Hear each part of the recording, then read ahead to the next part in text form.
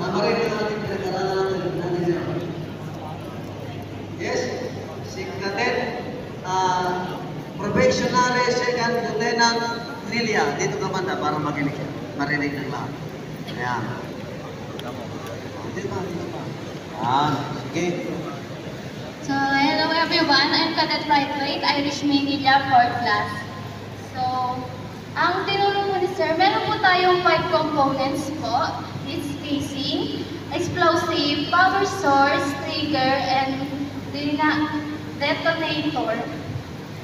Next po, meron po tayong command, meron po tayong types ng IED. Meron po command, victim violated or VOIED. Victim operated. Victim operated. Next po is PVIED. Then PVIED, EFP.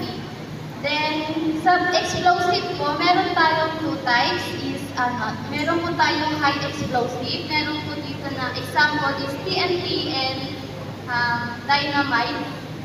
Next po is low explosive. Meron po tayong example ng black powder. Then sabi po, don't panic. And second, wag daw po hahawakan pinaghihinalaan natin bomba. And two daw po is sabihin po sa mga authorities yung mga nakikita po natin kahinahinala po. Kita nyo palakpakan. Last 5 yun, ha?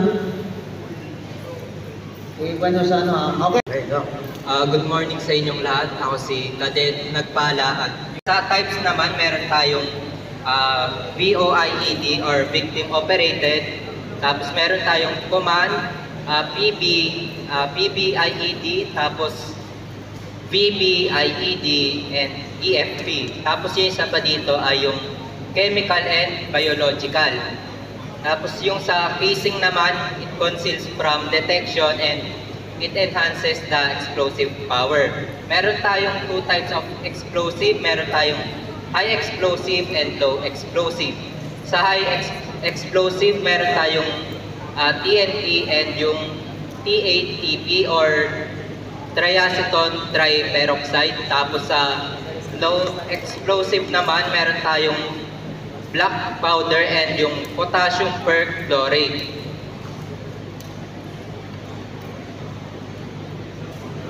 Tapos yung sa do's and don'ts,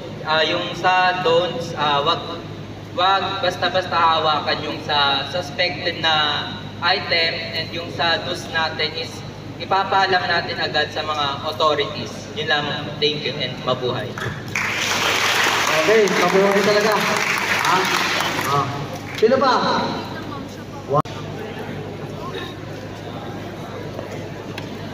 Okay. So hi everyone, I'm Carol from Dalton First. Hi everyone, I'm Carol from Dalton First. So this is actually the compendium of what Mr. Quadriquala talked about regarding to our lesson. So first, we talked about our main topic, which is improvised explosive device. So there are 5 components of IED. First is explosive power source, detonator, trigger, and then casing. So actually, there are types of IED. First is command RC or radio control, or CW, which is command wire. Next is VOIED, which is victim operated, improvised explosive device. Next is PVIED, or person born, improvised explosive device. Next is VBIED, or vehicle born. And then there are actually an IED enhancement, which is drone. So basically, drone is really used when it comes to navigating explosive devices. So next is the casing. So when we say the casing, dito natin mas ma-use or dito natin malalaman kung like pwede saan ito itago, especially ginagamit to para hindi agad-agad makita yung mga explosive devices. So next is there are two types of explosive, which is low types explosive and then high explosive device. So nagkakaroon tayo ng black powder using yung bala ng shotgun, and then yung sa low explosive to, and then sa phosphoro naman, and then sa fireworks. So next is sa high explosive, dito naman yung TNT, so like dynamite, ganyan. And then meron naman tayong do's and don'ts. So first is don't panic. So if meron man tayong makita ng IED like that, mag-notify tayo sa mga proper authorities. Next is don't touch the suspected item. So in order for us to protect ourselves. So do's is get all non-essential personnel. And then next is next is yeah, and then do's and stay away from the line of sight of the suspected item. So that's actually all. Thank you. Okay. Sige. Ikaw na. May nagtako dumapag ka. Okay.